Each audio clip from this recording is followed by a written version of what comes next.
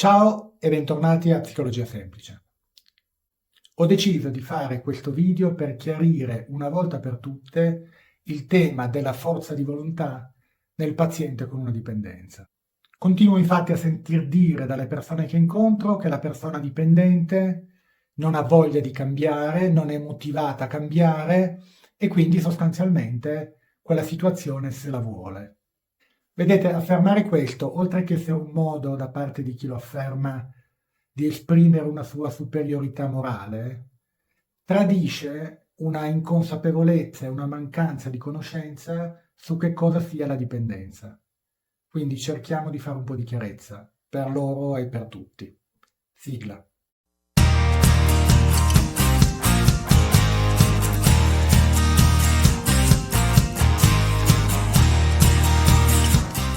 Bene, dire che una persona che ha una dipendenza non ha sufficiente motivazione a cambiare è come dire che una persona con la gamba rotta non riesce a correre. Non mi sembra una grande scoperta. Vediamo di capire perché avviene questo.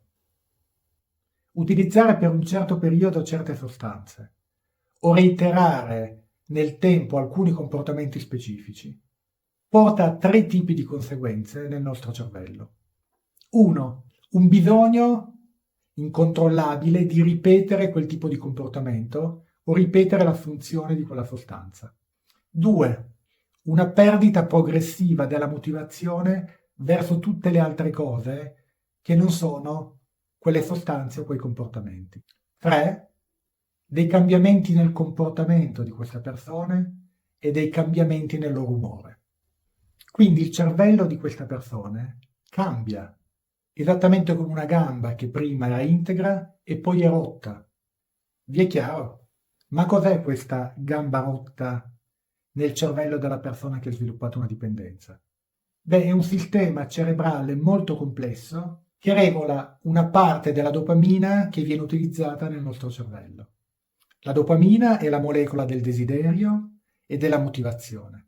Se non abbiamo sufficiente dopamina in alcune aree del nostro cervello, o se non siamo in grado di utilizzarla, non possiamo essere motivati a modificare un nostro comportamento. Vedete, purtroppo, proprio aver reiterato certi tipi di comportamenti, cioè assumere certe sostanze o giocare d'azzardo, stare tanto tempo sui social, eccetera, ha cambiato il nostro cervello, ha alterato il sistema della dopamina. E questo perché? Beh, queste sostanze e questi comportamenti hanno prodotto dei livelli elevatissimi di dopamina in pochissimo tempo e hanno fatto quindi sì che il cervello, davanti a dei quantitativi e dei dosaggi normali di dopamina, diventasse come sordo a quel tipo di stimolo. Il cervello si è quindi desensibilizzato. La dopamina che normalmente producevamo prima e che ci motivava a cambiare qualcosa nello stile di vita, a intraprendere un'attività nuova, eccetera, è diventato un dosaggio totalmente insufficiente per portarci all'azione. Vi è chiaro? Quindi la dopamina che il cervello della persona dipendente produce autonomamente non è più sufficiente a spingerli ad agire per il cambiamento.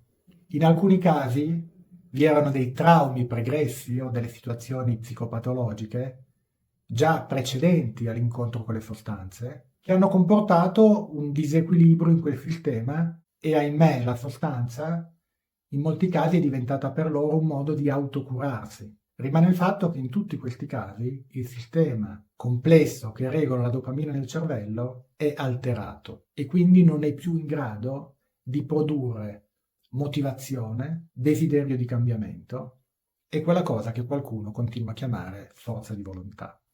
Quindi curare le persone con una dipendenza consiste esattamente nel rimettere a posto quel sistema che si è disequilibrato e se non si fa questo non ci si può aspettare che le persone ripristino la loro capacità di desiderare ed essere motivati a un cambiamento.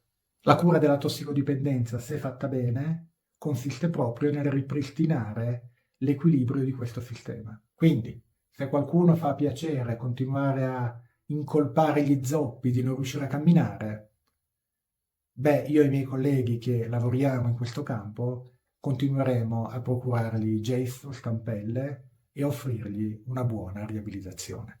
Per capire ancora meglio come funzionano questi meccanismi, come funziona la dopamina, potete andare a cercare i video precedenti in questa medesima playlist o, se avete piacere, potete andare ad acquistare per tutto agosto, ancora a prezzo scontato, il mio videocorso completo sulle dipendenze che con oltre 30 video lezioni brevi vi accompagnerà progressivamente a capire come funziona questa patologia.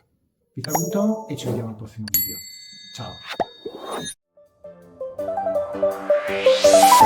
Ciao!